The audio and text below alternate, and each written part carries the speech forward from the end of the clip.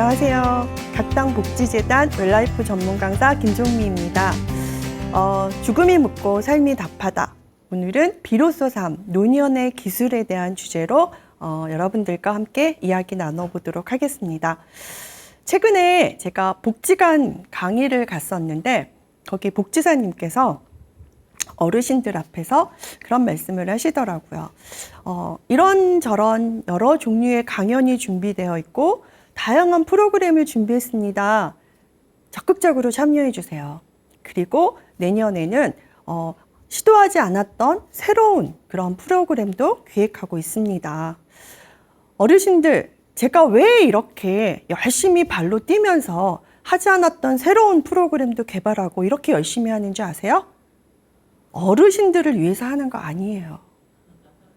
저의 노후를 위해서 하는 거예요. 이렇게 라고 말씀을 하시는데 그 말씀이 되게 진정성 있게 느껴지더라고요.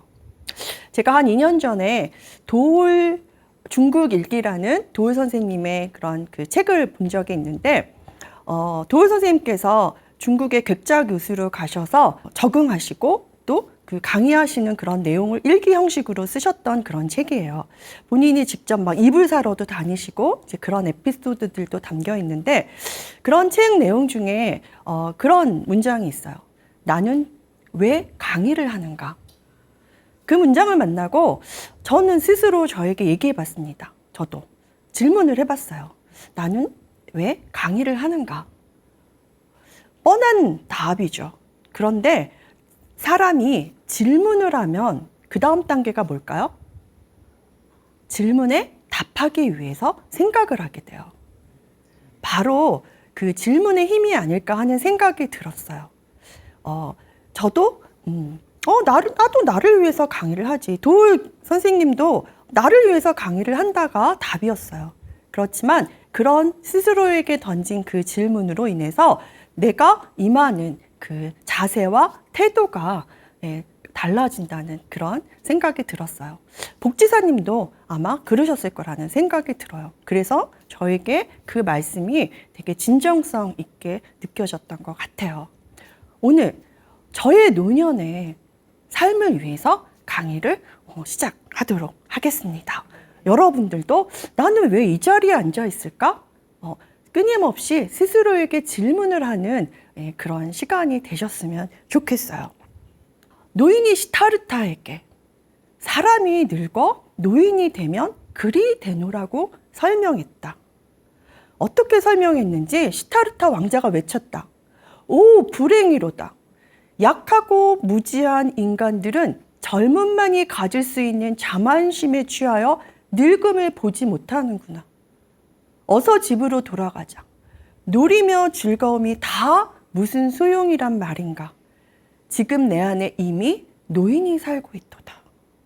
도대체 노인에 대해서 어떻게 설명했길래 시타르타 왕자가 이런 반응을 보였을까요? 노인은 병들고 이가 다 빠지고 주름살 투성이 꼬부라진 허리로 지팡이에 몸을 지탱하고 서 있는 노인을 설명했다. 그냥 우리가 평범하게 아는 노인의 모습이죠. 이 말을 듣고 시타르타 왕자는 지금 내 안에 저 모습이 있다라고 충격을 받고 집으로 돌아갔어요. 미래에 우리가 어떤 인간일 것인가를 모른다면 우리는 지금 우리가 누구인가도 알지 못한다. 이 늙은 남자, 이 늙은 여자, 이들 속에서 우리 자신의 모습을 인정하자. 시몬느 드 보부아르 노년 나이듦의 의미와 그 위대함의 서문에서 제가 발췌를 해봤습니다. 이미 내 안에 있는 그 병들고 꼬부라진 허리, 이가 다 빠진 그 노인의 모습, 그리고 이 늙은 남자, 이 늙은 여자 속에 있는 그 노인의 나의 모습을 인정하는 데서부터 우리가 노년에 대한 그런 그 암과 공부가 시작되지 않을까 하는 생각이 들어요. 자, 100세 시대가 도래했습니다.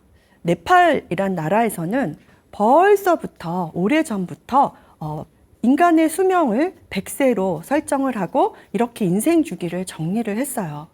그래서 1세에서 25세는 태어나서 부모에게 배우고 그 다음에 사회에서 학습하는 시기고 그 다음에 76세에서 100세는 모든 것으로부터 자유로워지는 시기로 인생의 주기를 100세로 이렇게 정리를 했고요. 유엔에서는 2009년도에 100세 시대가 도래했다라고 공식화하고 2015년도에 이렇게 공식화된 인생의 주기를 발표를 했습니다. 우리가 말로만 듣던 100세 시대, 100세 시대 하지만 이렇게 공식화된 이런 거를 보면서 아, 진짜 세상이 100세 시대라는 거를 많이 실감하게 되실 거예요. 그리고 주변에서 굉장히 이렇게 연세 많으신 분들이 많이 아직 이렇게 정정하게 이렇게 생활하고 계신 것을 보면 정말 100세 시대가 지금 도래했구나를 우리가 실감하게 되는 그런 시점이 아닌가 생각이 들어요. 그래서 오늘 나이듦, 노년 이런 주제로 한번 이렇게 핵심 단어, 키워드들을 한번 이렇게 모아봤어요. 나이듦, 노년 하면 굉장히 여러 단어들이 생각나겠죠? 여러 종류의 내용들이 있겠지만 오늘 강의의 내용과 한번 연결시켜서 제가 이런 단어들을 모아봤습니다. 박혜란 씨의 다시 나이듦에 대하여 라는 책을 보면 그런 표현이 있어요. 60대는 달마다 늙어가고 70대는 날마다 늙어간다. 예. 그래서 그 노인이 되면 이런 어떤 노쇠, 노화 현상, 외적으로 그 다음에 이런 심리적으로, 정서적으로 그렇게 변화되는 그런 거를 그렇게 표현하지 않으셨을까 그런 생각이 들어요. 그래서 우리도 한번 노년 나이듦에 대해서 이런 키워드들을 가지고 한번 생각을 해봤으면 좋겠어요. 우선 외로움, 고독. 노년이 돼서 가장 힘들고 어려운 게 외로움이 아닌가 그런 생각을 해봅니다. 이어령 선생님의 마지막 수업책을 보면 사람이 더불어 함께 사는 게 그렇게 힘든 거라네. 개인이 혼자 사는 건 또 그렇게 힘든 거라네. 그런 표현이 있어요. 어쩌란 말인가요? 같이 살아도 힘들고 혼자 살아도 힘들어요. 그렇죠? 영국에는 고독장관이라는 정부 부서가 있어요. 그래서 국민의 그런 외로움, 고독을 정부 차원에서 관리한다는 개념이죠. 예. 그러면 비단 외로움과 고독이 노년에만 국한되는 게 아니라는 거겠죠. 예. 청년, 중장년도 이렇게 외로움에 전 연령대를 걸쳐서 이렇게 외로움은 힘든 거라는 그런 메시지를 주지 않을까 그런 생각이 들어요. 100년을 살아보니 김영석 교수님 아시죠? 그 100년을 살아보니 그 책에서 김영석 교수님은 이 외로움과 고독에 대해서 그렇게 표현하십니다. 나는 나 말고 내 주변에 아무도 없을 때, 나 홀로 있을 때 나는 나에게 질문을 해. 그리고 내가 대답을 해. 외로움이란, 고독이란 나밖에 없는 그게 아니라 내가 나하고 하는 대화조차도 단절되었을 때 그때 바로 외롭고 고독한 거야.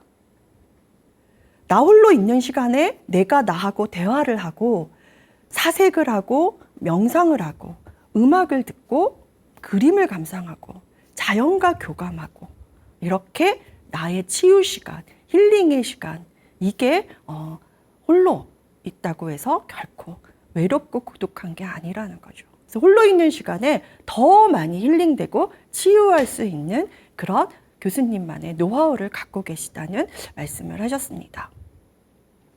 저는 뉴질랜드 웰링턴이라는 곳에서 한 3년 정도 살았던 경험이 있어요.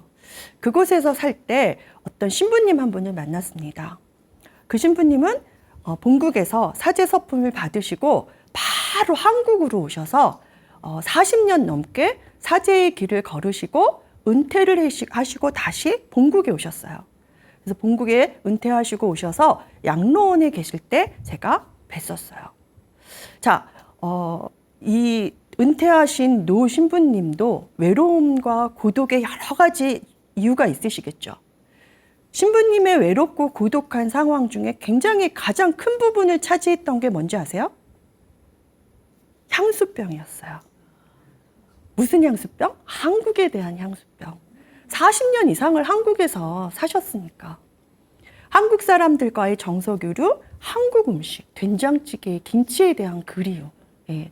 그래서 신부님은 본인의 외로움을 이렇게 달래시러 한국 사람들의 커뮤니티에 이렇게 정기적으로 오셨어요. 그래서 정말 지금도 너무 선명하게 기억이 나는 게 그 외국 할아버지죠. 김치찌개와 된장찌개를 얼마나 맛있게 드시고 양로원에 그거를 싸가지 못하는 거를 되게 안타까워하셨던 모습이 지금도 눈에 선합니다.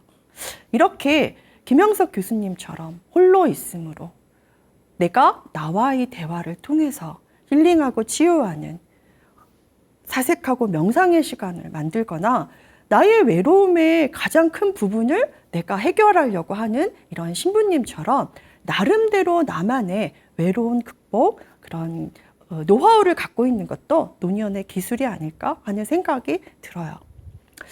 자, 다음으로 이제 볕 좋은 테라스의 삶 이렇게 제가 설정을 해봤는데요. 우리가 노년이 되기 전에 자신의 노년의 삶을 상상해요. 아, 나는 노년이 되면 볕 좋은 테라스에 안락한 의자에 앉아서 차를 마시며 지는 노을을 바라보는 이런 상상을 해요. 근데 중요한 건 노년이 된 지금 나에게 볕 좋은 테라스가 없다라는 안타까운 상황이 있을 수도 있겠고요. 볕 좋은 테라스가 있으나 그런 삶을 누리지 못하는 그런 노인도 있을 수 있다는 거예요. 그래서 우리는 볕 좋은 테라스가 없다라면 이거를 대체할 만한 거는 무엇이 있을까? 혹은 내가 누리지 못한다라면 왜 누리지를 못하는가? 자신의 삶을 한번 재점검해 보는 시간도 노년의 시간에 필요한 기술이 아닐까 하는 생각이 들어요. 자, 다음으로 받아들임이란 단어가 있습니다. 노년의 시기에는 굉장히 받아들일 게 되게 많아요. 외형적으로도 노쇠하고요. 그 다음에 이제 정서적으로도 많이 위축이 돼요. 내가 막 능수능란하게 했던 모든 일들이 예전 같지 않은 그런 거에 어떤 무력감이 생기기도 하고요. 그런 여러 가지 이유도 있겠지만 그 중에서도 또 우리가 받아들여야 되는 부분이 사람들과의 관계인 것 같아요. 이게 관계 때문에 상처받고 힘들고 이렇게 그러잖아요. 그래서 노년의 시기에는 특히 가까운 남편, 부인, 가족 이런 시기에서는 이해하려고 하는 그런 단계를 넘어서서 일단 받아들이는 그런 관계에 있어서의 그런 노하우가 필요하다는 거죠. 그래서 노년에는 받아들이고 그럼에도 불구하고 어떤 정신으로 이렇게 노년의 시간에 받아들이는 그런 어떤 훈련도 되게 필요한 그런 시간이 아닌가 하는 생각을 해봅니다. 다음엔 이별이라는 단어를 제가 이렇게 챙겨봤는데요. 노년이 되면 이제 자신의 죽음도 이렇게 많이 생각을 하게 되고요. 나를 중심으로 내 주변에 그런 사람들과 이렇게 떠나는 이별을 경험을 하게 됩니다. 공지영 작가의 그럼에도 불구하고 라는 에세이집을 이렇게 우연하게 보게 됐어요. 그 공지영 작가는 자신이 육아로부터 완전히 해방되는 그 시기가 막내 아들이 고등학교를 졸업하는 그런 시점이라고 설정을 해뒀더라고요. 그래서 막내 아들을 이제 고등학교 졸업하면 육아로부터 이제 해방돼서 나만의 삶을 이제 살아갈 것이다. 이제 그렇게 나름대로의 인생관을 갖고 계셔요. 교육관을 갖고 계시고 지인들하고 이렇게 지리산 자락에서 모여서 이렇게 덕담을 나누면서 나는 지금 이렇게 부모로서 책임과 의무가 이제 다 정리가 됐어. 난 다 해방됐어. 그래서 우리는 지금 죽어도 호상이야. 라는 그런 말씀을 하시는 거예요. 그 문장에 저 자신을 한번 반추해 봤습니다. 나는 아이가 고등학교는 졸업했고 당연히 아예 출가까지 해서 아주 든든한 보호자, 행복한 가정을 꾸리고 사네? 난 진짜 지금 죽어도 호상이네? 라는 생각이 미치게 되더라고요. 책 한 줄을 읽다가 저의 그런 어떤 죽음관이 되게 이별이라는 게 가벼워지는 생각을 하게 되는 거기까지 생각이 미치게 되더라고요. 이렇게 나의 죽음과 생사관을 한 번쯤 정립해보는 그런 시간도 바로 노년의 시간에 필요한 거라는 생각을 해보게 되었습니다. 나이듦, 노년의 의미를 두 가지로 분리를 해봤어요. 하나는 자연적인 의미고 하나는 문화적인 의미입니다. 자연적인 의미는 그냥 생물학적인 의미예요. 그냥 나이 들어서 아까 그 노인이 시다르타 왕자에게 했던 얘기처럼 우리는 다 어떻게 변해요? 눈도 침침하고요. 머리도 빠지고요. 등도 굽고 여기저기 이렇게 아파오는 그런 노쇠 현상. 그게 생물학적인 현상이죠. 누구나 다 이렇게 노년의 시기를 겪어요. 물론 의학적인 도움을 받아서 그 시기를 늦추는 사람도 있지만 다 한계가 있게 마련이에요. 그래서 자연적인 의미는 누구나 공통적으로 겪게 되는 생물학적인 의미라는 거예요. 문화적인 의미는 이렇게 누구나 똑같이 생물학적인 의미로 그렇게 늙어가지만 노년의 그 시간에 의미를 부여하고 의미를 찾고 또 그거를 실천해 가는 그런 노인들과에 따라서 그 의미는 제각각 다르다는 거예요. 그래서 빛나는 노년의 시기를 누릴 수 있는 그거는 각각 자신이 어떻게 지금에 준비하고 의미를 부여하고 실천하느냐에 따라서 그 차이는 다 제각각이라는 의미에서 문화적 의미가 있다라는 거죠. 그래서 이런 어떤 시간을 통해서 나의 노년의 삶을 어떻게 내가 설계해 볼 것인가, 바라볼 것인가, 그런 기회가 되시기를 소망해 봅니다. 다음은 이제 그 시간이라고 했는데요. 시간서부터는 좀 더 구체적으로 얘기를 해보겠습니다. 자, 비로소 삼 노년의 기술. 첫 번째로 이제 시간을 누구처럼? 친구처럼 느껴라예요. 여러분, 지금 여러분에게 친한 친구가 옆에 있다라고 생각해 보세요. 어떻게 하시겠어요? 나 얘랑 지금 뭐 하고 놀까? 뭐 맛있는 거 뭐 해 먹을까? 지금 이 순간 이 친구랑 어떻게 지낼까를 계속 고민하시겠죠. 친구가 옆에 있는데 과거를 생각하고 미래를 생각하거나 그러지 않죠. 바로 친구처럼 느껴라라는 의미는 지금 이 순간에 집중하라는 그런 의미가 담겨 있습니다. 또 노년의 시간은 또 뭔가 내 나름대로의 루틴을 만들어가는 게 굉장히 중요해요. 다시 말해서 같은 시간에 같은 일을 반복적으로 하는 생활의 시간의 리듬을 타면서 가시는 거예요. 같은 시간에 같은 일을 반복적으로 하면 지루할까? 아니에요. 생활의 리듬을 타면서 편안하고 즐겁습니다. 그래서 노년의 시간은 이렇게 내가 할 수 있는 일들을 이렇게 같은 시간에 반복적으로 이렇게 하는 나만의 리듬의 시간을 만들어가는 것도 어떤 노하우가 될 수 있어요. 그래서 노년의 시간을 우리가 하루 중, 그 다음에 1년 중 어디에 이렇게 비유할 수 있을까 한번 보면 하루 중 저녁 기도의 시간을 노년의 시기라 이렇게 볼 수 있다라는 거예요. 저녁 기도 시간이 주는 여러분 그 이미지 느낌이 어떠세요? 되게 느리고 여유 있고 관용적이고 편안함을 주죠. 1년 중에 가을이라고 했어요. 쓸쓸하고 고독해도 있겠지만 뭐예요? 가을은 수학의 계절이 될 수도 있어요. 그리고 쓸쓸함과 고독함도 우리가 얼마든지 즐길 수 있는 그런 시간으로 만들어갈 수 있어요. 또 노년의 시간에는 선택과 집중의 시간이 되어야 한다는 거예요. 과거에 내가 능수능란하게 여러 가지 일을 했다라면 노년의 시기에는 가지치기를 좀 많이 하셔야 되고 그리고 선택하고 집중해서 하는 일로 나의 시간을 채워가는 게 또 노년의 기술이 됩니다. 친구처럼 시간의 리듬, 그 다음에 하루 중에 저녁 시간이 주는 느낌을 기억하고 1년 중에 가을의 의미, 그 다음에 선택과 집중을 하면서 그리스에서는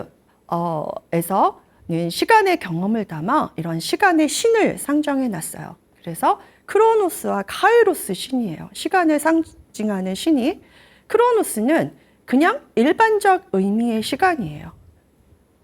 단순히 흘러가는 자연적인 시간, 달력의 시간, 객관적인 시간, 모든 사람에게 공평하게 주어진 시간. 이게 바로 뭐예요? 크로노스예요. 여러분 지금 몇 시예요? 그럼 시계 보고 지금 몇 월 며칠 몇 시예요? 라고 얘기할 수 있죠. 그게 바로 크로노스예요. 예. 오늘 이 수업을 뭐 1시간 합니다. 그러면 우리 모두에게 1시간이라는 시간 동안 주어지죠. 이게 크로노스예요. 자, 그러면 카이로스는 뭘까요? 의식적이고 주관적인 시간, 인생을 좌우하는 기회의 시간이며 결단의 시간이다. 공평하게 주어진 크로노스에서 특별한 의미를 부여하게 되는 시간이다. 시간의 주인이 되는 것이다. 똑같이 주어진 크로노스 시간에 여기 앉으셔서 아, 그래. 이 시간에 온전히 집중하셔서 아, 이런 거는 내가 한번 해봐야지. 아, 이런 건 내가 한번 시도해봐야지. 아, 요 책 내가 읽어봐야지. 온전히 집중해서 이 시간에 주인이 되시는 건 카이로스의 시간을 보내시는 거고요. 이 시간에 앉으셔서 아, 어제 걔가 나한테 그런 얘기한 거 왜 그래? 아우, 짜증나. 아, 오늘 저녁 뭐 해 먹어? 지금에 집중하지 못하고 과거, 현재에 내가 휘둘리고 있다라면 뭐예요? 카이로스의 시간을 보내는 게 아니죠.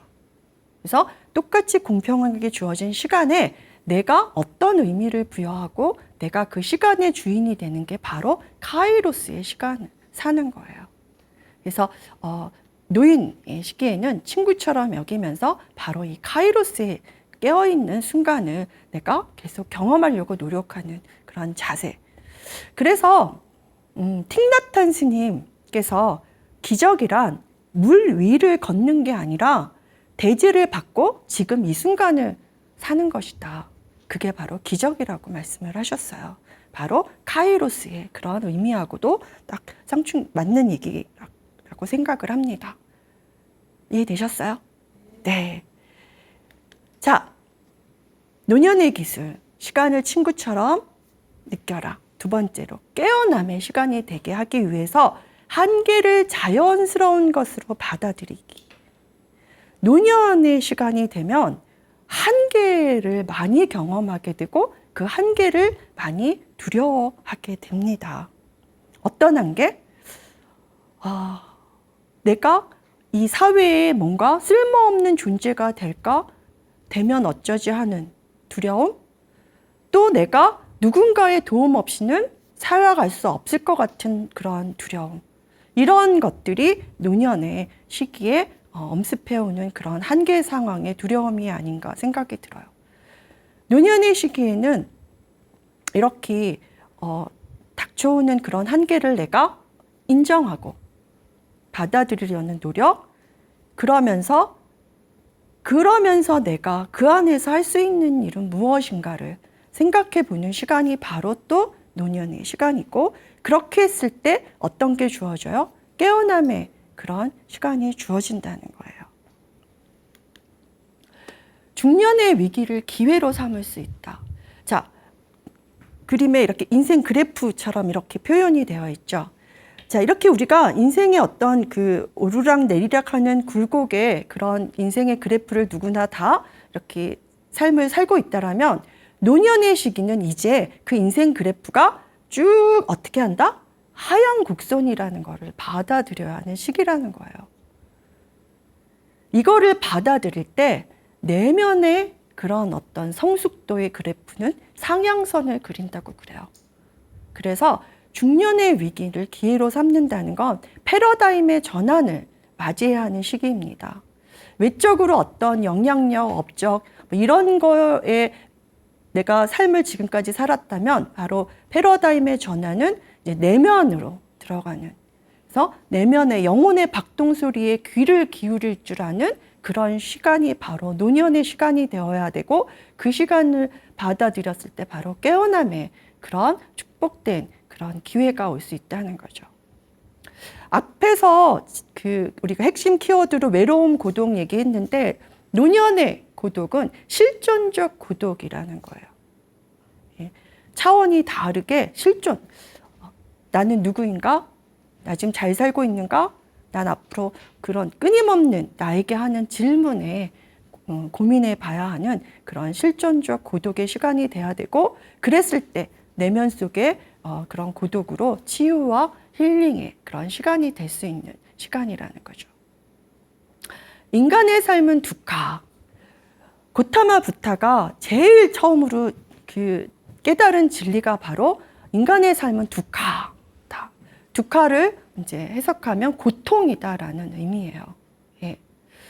자, 그 인간의 삶이 두카라는 그런 의미를 한 남자와 칠리 이야기로 한번 정리를 해볼게요. 한 남자가 시장에 앉아서 고추죠? 고추를 계속 먹고 있는 거예요. 눈이 시뻘개지고 눈물을 뚝뚝 흘리고, 매워가지고. 지나가던 분이, 아니, 한두 개 먹어서 이게 이렇게 매운데 당신은 이걸 왜 자꾸 계속 먹고 있어? 그렇게 질문을 하니까, 먹다 보면 달짝지근한 칠리를 만날 수 있을까 해서 그거를 먹고 있다라는 거예요. 자, 이 칠리를 먹으면서 달달한 칠리를 기대하는 이 한 남자의 이야기는 저의 이야기가 되기도 하고 여러분의 이야기가 되기도 합니다. 칠리의 본성은 뭐예요? 매운 거죠. 잘못된 관점으로 그 자신의 고정관념을 내려놓지 못하는 거. 그리고 내가 하겠다는 거를 포기하지 못하는 거. 뭐예요? 집착을 내려놓지 못하는 이 한 남자의 모습이 우리 모두에게 갖고 있다라는 거예요. 고정관념, 내려놓지 못한 어떤 집착, 그런 거를 우리가 에서 벗어나지 못하기 때문에 고타마 부타는 바로 인생은 두카다. 그래서 한번 내가 지고 있는 집착, 잘못된 곳에서 뭔가 진리를 찾으려고 하고 있는 이 한 남자의 진리 이야기가 내 이야기는 아니었을까를 한번 연관시켜서 생각해 보는 그런 시간이 되셨으면 좋겠어요. 그래서 집착을 내려놓는다는 게 그렇게 힘들다는 거죠. 노인이 되면 이게 아집으로 더 힘들어질 수 있는데 거기서 한번 내가 쫙 놔버렸을 때 또 깨어남의 시간이 될 수 있다라는 의미이기도 합니다. 분위기를 잠깐 바꿔볼게요. 이혜인 수녀님의 작은 위로에서 나온 그 어느 노인의 고백이라는 그런 시예요. 분위기를 바꾸지만 지금까지 한 이야기가 고스란히 이 시에 담겨 있습니다. 자, 시를 한번 같이 감상해 보도록 할게요. 어느 노인의 고백, 이혜인 수녀님 작은 위로 중에서 하루 종일 창밖을 내다보는 일이 나의 일과가 되었습니다. 누가 오지 않아도 창이 있어 고맙고 하늘도 구름도 바람도 벗이 됩니다. 내 지나온 날들을 빨래처럼 꼭 짜서 햇살에 널어두고 봅니다. 바람 속에 펄럭이는 희노애락이 어느새 노을빛으로 물들어 있네요. 이왕이면 외로움도 눈부시도록 가끔은 음악을 듣습니다. 이 세상을 떠나기 전 용서받을 일도 참 많지만 너무 조바심하거나 걱정하지 않기로 합니다. 죽음의 침묵은 용서하고 용서받을 거라고 믿고 싶어요. 고요하게, 고요하게 하나의 노래처럼, 한 잎의 풀잎처럼 사라질 수 있다면 난 잊혀져도 행복할 거예요. 이혜인 수녀님은 이 시를 통해서 우리에게 침묵할 수 있는 능력에 대한 무한한 그런 힘을 이렇게 말씀해 주시지 않나 생각이 들어요.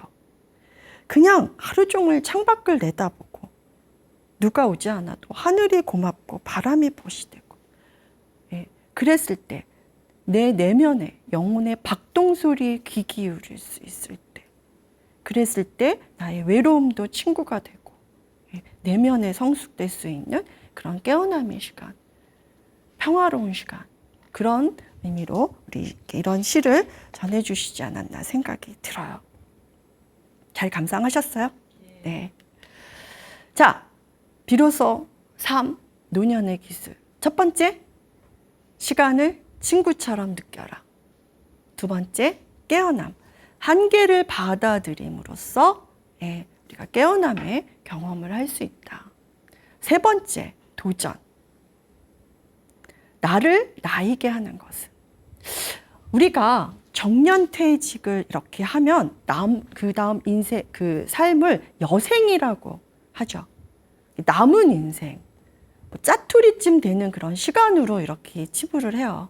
그런데 이렇게 남은 짜투리 시간으로 하기에는 정년 이후의 시간이 너무 길어요. 그러지 않나요? 네. 그래서 그 시간 동안 정말 새로운 뭔가를 이렇게 도전해서 그 과정을 즐기고 어떤 성취를 이뤄낼 수도 있어요. 충분히 그럴 수도 있는 시간이라는 거죠. 예. 도전은 그렇게 뭔가 성취뿐만 아니라 앞에서 말했듯이 나에게 닥쳐오는 그런 상황들을 받아들이는 것도 도전의 용기가 필요합니다. 그럼에도 불구하고 그 상황에서 내가 할 수 있는 일들을 살금살금, 야금야금, 그렇지만 꾸준히 내가 그거를 한 발짝 한 발짝 했을 때 또 멋있는 노년의 그런 시간이 만들어지게 돼요. 지금부터 그렇게 살금살금 야금야금 꾸준하게 이루어낸 분들을 한번 소개해 드릴게요. 인생에서 늦은 때란 없습니다. 미국의 모지스 할머니예요. 이 할머니는 그림을 한 번도 정규 이런 그런 교육으로 배워본 적이 한 번도 없습니다. 이 할머니는 76세에 그림을 그리기 시작해서 79세에는 무명 화가전에 나가시고 86세에는 연합장에 베스트셀러로 설정되고 100세에는 록펠러라는 그 유명한 부자죠. 그분이 지원한 단독 전시회를 열어요. 101세에 사망을 하십니다. 76세에 그림을 그리기 시작해서 101세 사망할 때까지 할머니께서 그린 그림이 266점이 된대요. 옆에 제가 이렇게 그림을 올려놓은 게 할머니의 그림이에요. 예. 한 번도 배워보지 않는 사람이 이렇게 그렸다는 거 되게 놀랍지 않나요? 되게 뭐 건강하신가 보다? 아니에요. 손가락 다 관절염을 앓고 계셨었대요. 예. 그래서 막 그 타임지의 그 표지 모델이 되시기도 했었어요. 예. 멋있죠? 야금야금, 살금살금, 꾸준하게 하신 도전에 성공하신 분이시죠. 그 다음에 소개해드릴 분은 시바타 도요라는 할머니세요. 일본에. 자, 약해지지 마라는 그 시집으로 우리나라에 2권이 이렇게 출판되어 있습니다. 이분은 92세의 시인의 등단에서 100세의 시집을 발간하고 이 시집이 발간되자 일본 열도를 강타한 100만 부 베스트셀러의 작가이시기도 하세요. 이분의 이렇게 책을 읽어보면 정말 그 시어들이 정말 너무 아무것도 아닌 그런 상황으로 어떻게 이렇게 표현을 할까 이런 생각이 들 정도로 시를 읽고 있으면 정말 이렇게 정화된다는 그런 생각이 들어요. 행복이라는 시를 제가 이렇게 해봤는데 함께 그럼 감상해 볼게요. 행복. 이번 주는 간호사가 목욕을 도와주었습니다. 아들의 감기가 나 둘이서 카레를 해 먹었습니다. 며느리가 치과에 데리고 가주었습니다. 이 얼마나 행복한 날의 연속인가요? 손거울 속에 나 환히 빛이 납니다. 정말 아무것도 아닌데 너무 예쁘게 표현하셨죠. 제가 이 시를 선택한 이유가 이렇게 파우치에서 손거울을 딱 꺼냈는데 갑자기 이 식구가 생각나는 거예요. 손거울 속에 나 환히 빛이 납니다. 그래서 제가 제 모습을 보면서 이렇게 환하게 웃었던 그런 기억이 있어요. 이분은 뭐 너무 그 삶이 굉장히 그 평화로웠나 보지. 그러니까 이런 시를 쓰겠지. 라고 생각하시면 이것도 큰 오산이세요. 이분의 그 시집을 보면 그 당신의 그런 삶, 그런 그 우여곡절들이 다 이렇게 녹아져 있어요. 이렇게 젊은 시절에 더부살이, 식모살이 하면서 왕따 당하고 그 뭐 학대당하고 그러면서 친구가 아무도 없어서 늘 이분은 귀뚜라미가 친구인 거예요. 귀뚜라미가 시에 되게 많이 나와요. 그래서 그 시대에 또 이혼도 한번 하신 경험이 있으시고 나중에 말년에는 그 남편의 그 치매 수발 이렇게 들으면서 굉장히 막 바느질 이런 걸로 이렇게 생계를 유지하시고 굉장히 그런 그 힘든 삶을 사시면서도 이런 그 시를 이렇게 표현하신 그 모습에 이렇게 감동하게 되더라고요. 자, 그 다음에 나는 죽을 때까지 재밌게 살고 싶다라는 이근우 정신과 의사 선생님의 책이에요. 이 책은 저희 딸이 대학교 들어가서 알바에서 첫 알바 용돈을 받아서 저한테 주면서 엄마 죽을 때까지 재밌게 살아 이러면서 이렇게 전해준 책이에요. 그래서 아유 얘가 제목만 보고 샀구나 하고 한동안 안 보다가 이렇게 나중에 보게 됐는데 이 책을 내가 안 봤으면 어쩔 뻔했나. 바로 노년의 기술이 다 이렇게 담겨져 있는 그런 내용이에요. 근데 제가 지금 그 책 속에 있는 그 얘기를 하려는 게 아니라 이분도 50년간 정신과 의사로 은퇴를 하시고 76세가 돼서 이렇게 그 사이버 대학에 그동안 하고 싶었던 문화학을 공부하셔서 70이 넘어 한 공부가 제일 재미있었다라고 표현을 하셨다라는 거죠. 그래서 은퇴 후에도 이렇게 뭔가를 열심히 꾸준히 하신 그런 모습을 우리가 당신의 삶에 도전한 삶이 아닐까 하는 생각이 들어요. 자, 이거는 이제 그 이근우 선생님의 다른 책에 그 아흔을 앞두고 비로소 드는 생각들이라는 목차를 제가 발췌를 해봤어요. 목차 한 문장 한 문장도 다 이렇게 뭔가 생각의 거리들을 남겨주더라고요. 그 중에서 네 번째, 몸의 아픔을 품격 있게 표현해야 된다. 노년이 되면 병의 가지수가 이렇게 늘어나요. 그리고 고통과 이런 정도도 되게 심해지는 게 노년이죠. 이거를 어떻게 품격 있게 아프지? 라는 생각을 하게 되고요. 박혜란 씨의 다시 나이 들매 대하여 그 책을 보면 이런 거를 명랑투병이라는 단어로 이렇게 표현을 했어요. 저는 이런 단어가 명랑투병? 어떻게 명랑하게 투병할까? 어떻게 품격 있게 노년에 이런 고통을 내가 극복할까? 이런 거를 생각하게 되더라고요. 노년에 품격 있게 나이 들m의 의미는 이러한 통증을 내가 다 수용하고 인정하고 그럼에도 그 상황에서 내가 할 수 있는 일을 찾는 거가 아닐까 생각이 들어요. 이어령 선생님의 마지막 수업에 그런 표현을 하셨어요.